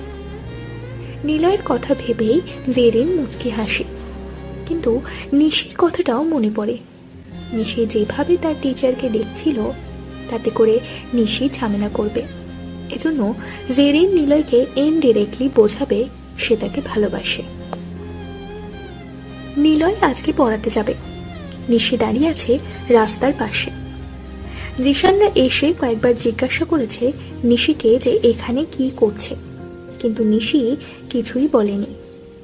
নিলয় এসে নামলো। নিলয় ভাড়া দিয়ে হেঁটে জেরিনদের বাড়ির দিকে যেতে থাকে। নিশি পিছন থেকে ডাক দেয়, ওই টিচার শোনেন। জি। পড়াতে যাচ্ছেন? আমিও যাব। ও নিশি আপু, কি ব্যাপার? আপনি এই ছেলের সাথে কথা বলছেন কেন? ওই তোরা সেদিনের জন্য সরি বল। সরি বলবো? বলতে বলেছি না, সরি বল সবাই। ওকে ভাই, সেদিন ব্যবহারে আমরা দুঃখিত। ঠিক আছে। তোরা থাক, আমি বাড়িতে গেলাম। নিলয় হাঁটতে থাকে। পিছন থেকে নিশির হাত টেনে ধরলো ওরা। সবাই ঘিরে ধরে। কি ব্যাপার আপু, কাহিনী কি? সত্যি করে বলো তো। ছেলেটার কাছে আমাদের সরি বলালে? তোমার কাহিনী তো অন্যরকম লাগছে। আরে এই ছেলেটা আমার বোন জেরিনকে পড়ায়, এজন্যই যদি আমাকে নিয়ে বাসায় বিচার দিয়ে দেয়, তাই সবকিছু ঠিকঠাক করে নিচ্ছি। সেটা তো বুঝলাম, কিন্তু তুমি এখানে এসে ওর জন্য দাঁড়িয়েছিলে? না না, আমি কেন দাঁড়িয়ে থাকবো? আমার এমনিই কাজ ছিল। সেই কাজ শেষ হয়ে গেছে। তোরা সর, এখন বাড়িতে যেতে হবে। তার মানে ওই টিচার বাড়িতে যাচ্ছে বলে তাই বাড়িতে যাবা? উফ, তোরা এত প্রশ্ন কেন করিস? তোরা শর্ত। আমি জানি তোমার কাজ কি ছিল, টিচারের জন্য অপেক্ষা করা। তোমার লজ্জা করে না বড় বোন হয়ে ছোট বোনের টিচারের সাথে লাইন মারতে? এখন চুপ থাকতো। নিশি ওদের থেকে এক প্রকার দৌড়ে চলে আসে। পিছন থেকে ওরা হাসতে থাকে। হাসতে হাসতে ওরা সবাই একসাথে বলে, আমি বুঝতে পেরেছি, সমস্যা নেই, লাইন মারতে থাকো। নিশি পিছনে তাকিয়ে ঘুষি দেখে দৌড়ে চলে আসে। নিলয় প্রায় বাড়িতে ঢুকবে, নিশি তখন হাঁফাতে হাঁফাতে নিলয়ের পাশে এসে দাঁড়ায়। নিশির মুখটা ঘেমে গেছে, কপালে বিন্দু বিন্দু ঘাম জমেছে, ঠোঁটের উপর নাকের উপর ঘাম জমেছে, যেটা দেখে নিলয় যেন কথা শোনাতে ভোগে। কতটা সুন্দর দেখাচ্ছে নিশিকে। নিলয় বেশিক্ষণ তাকিয়ে থাকতে সাহস পায় না, তাড়াতাড়ি চোখ সরিয়ে বলে, কিছু বলবেন? আপনার সাথে আমার কিছু কথা আছে। জি বলুন। আজকে না, 8 দিন পরে বলবো, মানে ডিসেম্বরের 25 তারিখে বলবো। আজকে তো 17 তারিখ। আচ্ছা। ও হ্যাঁ, আর ওই দিন কিন্তু আপনি আমাদের বাসায় আসবেন, ইনভাইট রইল। যদি না আসেন তাহলে কিন্তু আপনার বাসা থেকে তুলে নিয়ে আসবো। কিন্তু আসবো। নিলয় ভেতরে প্রবেশ করে। নিশি বাইরে দাঁড়িয়ে থাকে। নিলয় সোজা জেরিনের রুমে আসলো। জেরিনের দিকে তাকায় নিলয়। জেরিন বেশ সেজে গুজেই পড়তে বসেছে। নিলয় বলল, পড়ার শেষে কি কোথাও যাবা? না তো টিচার, কেন? না এমনি। ও, এভাবে পড়তে এসেছি তাই? না মানে ইচ্ছে হলো আর কি। টিচার, এই অঙ্কটা বুঝতে পারছি না। জেরিন খাতা বাড়িয়ে দেওয়ার সময় নিলয়ের হাত স্পর্শ করে। জেরিন যেটা ইচ্ছে করেই করেছে সেটা নিলয় কিছুটা বুঝতে পারে, কিন্তু নিলয় কিছু বলে না। জেরিনকে অঙ্ক বুঝিয়ে দেয়। পড়া শেষ করে নিলয় যখন চলে আসবে তখন জেরিন ডাক দেয়, টিচার। হ্যাঁ। মাঝে মাঝে অঙ্ক বুঝতে অনেক সমস্যা হয়। আপনার হোয়াটসঅ্যাপ নাম্বারটা পেলে অনেক ভালো হতো। আচ্ছা। নিলয় এসে জেরিনের খাতায় নম্বর লিখে চলে যায়। জেরিন সাথে সাথেই ফোন এলে নাম্বারটা সেভ করে হোয়াটসঅ্যাপ চেক দেয়। নিলয়ের নাম্বারটা হোয়াটসঅ্যাপে শো করতেই মুচকি হাসতে থাকে জেরিন। একটা ভৌতিক ফটো দেওয়া ডিপিতে আইডি নাম লেখা মিস্টার নিলয়। জেরিনের হাত কাঁপে, নক করবে কি করবে না ভেবে। তবে সে অনেক খুশি। নিলয় বের হয়ে আসে। গেট দিয়ে বাইরে এসে দেখতে পায় নিশি দাঁড়ানো, সাথে ওর লোকজনও আছে। ওদিকে দেখে নিলয় দ্রুত হেঁটে চলে আসতে থাকে। তখনই পিছন থেকে একজন ডাক দিয়ে বলে, জিজু। নিলয় দাঁড়াতে গিয়েও থেমে যায়। তবে নিশি ডাকে, ওই টিচার দাঁড়ান। নিলয় দাঁড়ালো। নিশি আসলো পাশে। নিশি বলে, চলেন এগিয়ে দিই আপনাকে। দরকার নেই। কেন নেই? আমি মেয়ে না যে রাস্তায় কিছু হবে। বেশি কথা বলেন কেন? বেশি কথা বললে পোলাপান নিয়ে আপনার বাসায় হামলা করব কিন্তু, বলে দিলাম। না না ঠিক আছে, আসুন। নিশি আর নিলয় হাঁটতে থাকে। পিছনে নিশির লোকেরা আসছে। নিলয় কোনো কথা বলছে না। বাজারে আসে ওরা। নিলয় অটোর জন্য দাঁড়ায়, কিন্তু ওদিকে অটো যেতে চায় না। দু একটা আসছে, নিলয় একা যাবে বলাতে কেটে পড়ছে। নিলয় দাঁড়িয়ে থাকে। নিশি একটা অটো ডাক দেয়। এই অটো এদিকে। জি আপা, কিন্তু আপনি যাবেন কোথায়? ধোবা পাড়াতে যাবেন? হ্যাঁ যাব, উঠেন। দুজন তো আপনারা? হ্যাঁ, দেখছেন না একা যাবে না বললো। আচ্ছা। নিলয় উঠল। নিশিও উঠল পাশে। জিশান আর বাদল দৌড়ে ড্রাইভারের পাশে এসে বসলো। তারাও ওদের সাথে যাবে বলে অটোওয়ালাকে জানালো। নিলয় চুপচাপ বসে আছে। জিশান মেসেজ দেয় নিশিকে, কি হলো আপু, চুপচাপ কেন? ও জানো তুমি ওর লাইন মারছে তো। বুঝেছে তো। প্রপোজ করে দাও। না না এখন না, বেশি বকিস না। কি কথা বলবো বলে দে। নাম্বার নিছি, নাম্বার চাও। নাম্বার চাইবো? ছি, মেয়ে হয়ে ছেলেকে লাইন মারছি, আবার নির্লজ্জের মতন নাম্বার চাইবো নাকি? মানুষ প্রেমে পড়লে লজ্জা হয়, এটা নতুন কিছু না। লাথি খাবি একটা, চুপচাপ বসে থাক। হঠাৎ অটো জোরে ব্রেক কষল। নিশি বলে, কি ব্যাপার মামা, রাখলেন কেন? আপা, ধোপাপাড়াতে যাওয়া যাবে না। ওই যে দেখেন সামনে গ্যাঞ্জাম লাগছে। ওই জিসান, দেখ তো কি হয়েছে। আচ্ছা। জিশান আর বাদল নেমে সামনে যায়। সামনে গিয়ে দেখে একটা মেয়ের লাশ পড়ে আছে রাস্তার উপরে, গায়ে সাদা ওড়না দেওয়া। পাশে মেয়েটার বাবা বসে কাঁদছে। জিশান এগিয়ে গিয়ে লোকটার কাছে জিজ্ঞাসা করে, চাচা কি হয়েছে? বাবা, ওরা আমার মেয়েকে মেরে ফেলেছে। মেম্বারের ছেলেরা মিলে আমার মেয়েটাকে ধর্ষণ করে মেরেছে। আমি এর বিচার চাইতে গেছিলাম, ওরা আমার মেয়েকে এখানে ফেলে রেখে চলে গিয়েছে। জিশান আসে নিশির কাছে। নিশি বলে, কি হয়েছে? এই এলাকায় মেম্বার আছে মাজিদ।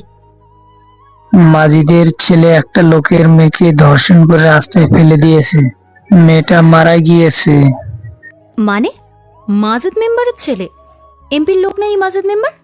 শালা, যতগুলো এমপির লোক আছে সবগুলো জানোয়ার। পুলিশ আসেনি?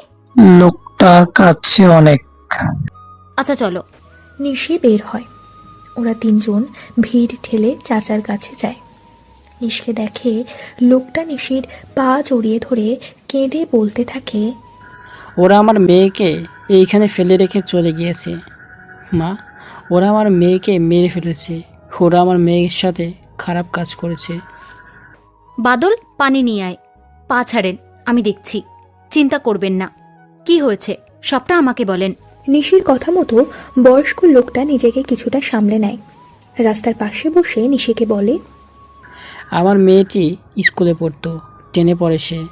আমি দিনমজুর, কষ্ট করে ওরে পড়াশোনা করাই। কিন্তু রাস্তাঘাটে পাইলের মাঝদের ছেলে মাহিন অনেক বিরক্ত করত। প্রতিদিন মেয়েটা এসে কাঁদত। একদিন এসে বলে, বাবা, মাহিন আমাকে অনেক বাজে কথা বলে। প্রেমের প্রস্তাব দিয়েছিল, আমি না করে দিয়েছিলাম। তারপর থেকে প্রতিদিন রাস্তায় আমাকে দেখে অনেক বাজে বাজে কথা বলে, আমাকে হুমকিও দেয় তুলে নিয়ে যাওয়ার জন্য, আমার হাত ধরে জোর করে। আমি বকা দিয়েছিলাম, এসব শুনে বলেছিলাম যে যা পারে বলুক, যাবি আর আসবি, কারোর দিকে তাকাবি না, এমন হলে ঘরে বসে থাক, পড়াশোনার দরকার নেই, ছেলে দেখে বিয়ে করিয়ে দিই। মেয়েটা আমার তার পড়াশোনা বন্ধ হবে বলে আর কিছু বলতো না আমাকে। রোজ স্কুল থেকে এসে কাঁদতো। মা মরা একটা মাত্র মেয়ে আমার বাড়ির আশপাশ মাহিনকে ঘুরতে দেখছি অনেকবার। একদিন ডেকে বলেছিলাম, তুমি আমার মেয়ের সাথে এমন করো কেন বাবা? ও ছোট একটা মেয়ে, পড়াশোনা করছে, দয়া করে রাস্তাঘাট ওকে উত্ত্যক্ত করা বন্ধ করো। আমাকে মাহিন গালি দিয়ে বলে, ওই শালা বুইড়া, তোর মেয়েকে ভালোবাসার প্রস্তাব দিয়েছিলাম, সে আমাকে না করে দিয়েছে, অনেক অপমান করেছে সবার সামনে। তোর মেয়েকে তো খাইছি আমি, দেখ তোর মেয়ের সাথে কি কি করি আমি। চাচা থামলো। বাদল পানি এনে দেয়। পানি খেয়ে কান্না ভেজা চোখে নিশির দিকে তাকালো। নিশি চাচার মাথায় হাত বোলাতে থাকে। জিশানের দিকে তাকায় নিশি, ইশারায় বলে পুলিশকে কল করতে। জিশান জানায় অলরেডি সে পুলিশকে কল দিয়েছে। চাচা আবার বলে, আমি সেদিন আর কিছু বলিনি। একদিন আমি আমার মেয়ের পিছনে, 4 জন ছেলে আমার মেয়েকে অনেক বিরক্ত করে, পথে আটকায় রেখে ওড়না ধরে টানে, গালে হাত দেয়, চুলে হাত দেয়। আমার মেয়ে মাঝখানে দাঁড়িয়ে কাঁদে। পায়েল চলে যেতে আমি ওদের কাছে যাই। মাহিন ছিল সেই ছেলেদের ভিতরে।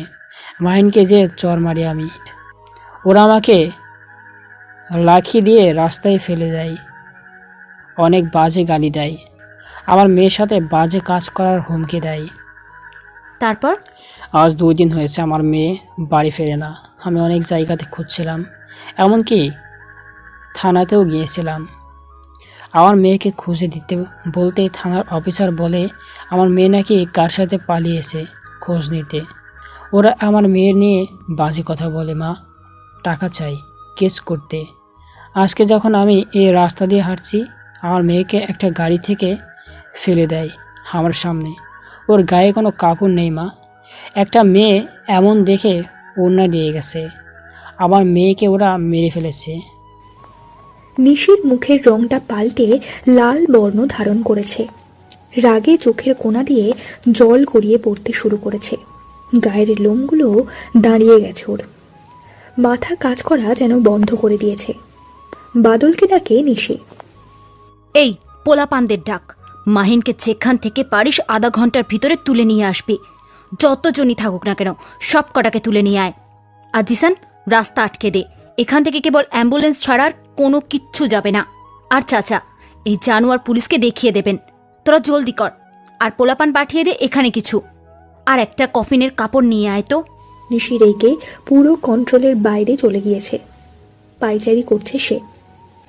5 মিনিটের ভেতরে কতগুলো বাইক আসে সেখানে, সবগুলোই নিশির লোক। 10টা বাইকে 20 জন ছেলে এসে রাস্তা পুরো ব্লক করে দেয়। নিশির হাতে একটা বেসবল স্টিক ধরিয়ে দেয় জিশান। নিশির কাছে আসে পায়েলের বাবা। নিশির হাতে একটা কাগজ দিয়ে বলে, মাগো, এই কাগজটা আমি ওর পড়ার টেবিলে পাইছি। আমি বেশি পড়ালেখা পারি না, তবুও বুঝেছি এটা ওর লেখা। আমি ওটা পকেটে নিয়ে 2 দিন ঘুরেছি, মেম্বারের বাড়িও গিয়েছিলাম। মেম্বার আমাকে ধাক্কা দিয়ে বের করে দিয়েছে। কাফনের কাপড় চলে এসেছে। নিশি পায়েলের গায়ের উপরে কাপড়টা দিয়ে ঢেকে দেয় পুরোটা। নিশির হাত পা কাঁপছে রাগে। একটা চেয়ার এনে দেয় একজন। নিশি চেয়ারে বসে কাগজটা মেলে ধরল। 2টো কাগজে অনেক কিছু লেখা, পিন দিয়ে 2টো কাগজ একসাথে করা। নিশি সবটা পড়ে। নিশি একবার চিঠি পড়ে আর একবার পায়েলের দিকে তাকায়। চিঠিতে যা লেখা তার সারমর্ম হলো, নিশি চাচার দেওয়া কাগজটা হাতে নিয়ে পড়ে। সেখানে লেখা হলো, বাবা, আমার খুব ভয় করছে। মাইন অনেক বাজে বাজে কথা বলে। আমি ওকে চড় মেরেছি। সে আমার পাশে হাঁটার সময় বুকে হাত দিয়েছিল। সবার সামনে চড় মারাতে সে আমার দিকে কেমন করে তাকিয়েছিল। জানি না কি হবে। 2 দিন পার হয়, সে 2 দিন সামনে আসে না। তবে মনে হয় আমার সাথে খারাপ কিছু হতে যাচ্ছে। সে আমাকে একদিন জোর করে তুলে নিয়ে যেতে চেয়েছিল। তুমি কেন গরিব হলে বাবা? কতবার বলেছি ওরা অনেক খারাপ, এখান থেকে চলে যায়, শুনলে না। আরও অনেক কিছু লেখা ছিল। নিশি সবটা পড়ে বুঝেছে এখানে দোষটা মাহিনের। থানা থেকে এক গাড়ি পুলিশ আসে। থানার ওসি এসে নিশিকে বলে, কি হয়েছে ম্যাম? থানায় কল করেছিল আপনার লোক, আর রাস্তা ব্লক করে রেখেছেন যে। ওই মেয়েটার লাশ দেখুন। কি হয়েছে ম্যাম? মেয়েটার নাম পায়েল। মেম্বার মাজিদের ছেলে পায়েলকে ধর্ষণ করে এখানে ফেলে রেখে গিয়েছে। এই যে মরার আগে পায়েলের কথাগুলো এখানে লেখা। আশেপাশে আরও খোঁজ নিন যে পায়েলের সাথে মাহিন কি কি করতো রাস্তাঘাটে। জলদি, এক্ষুনি খোঁজ নিন। ঠিক আছে ম্যাম, ওই তোমরা আসো। আপনি একা যান। চাচা, কোন পুলিশটা আপনার মেয়ের কেস নেয়নি দেখেন তো। চাচা আঙুল উঁচিয়ে একটা পুলিশকে দেখায়। নিশি পুলিশের দিকে তাকায়। পুলিশের নাম হাসিন। নিশি চেয়ার থেকে উঠে দাঁড়ায়।